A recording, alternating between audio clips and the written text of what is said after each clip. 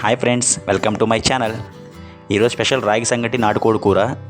Sunday మీ ఇంట్లో ఏం స్పెషల్లో comment చేయండి. రాగి సంగటి ఎలా చేయాలో ఒకసారి చూద్దాం. ముందుగా ఒక బౌల్ తీసుకొని 2 కప్స్ వాటర్ పోసుకోవాలి. తర్వాత తగినంత సాల్ట్ వేసుకోండి. అలాగే కొంచెం ఆయిల్ వేసుకుంటే రాగిపిండి అనేది బౌల్కి అద్దుకోదు. అలాగే కొంచెం వండిన అన్నం వేసుకోవాలి. ఒక ఉడుకు రాగానే 1 కప్పు రాగిపిండి వేసుకొని కొంచెం వేసుకుంటూ బాగా కలుపుకోవాలి.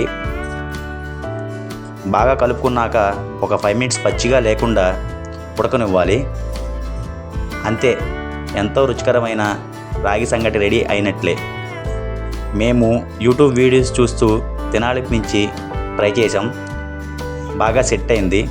అలాగే మీరు ట్రై చేస్తారని అనుకుంటున్నాము.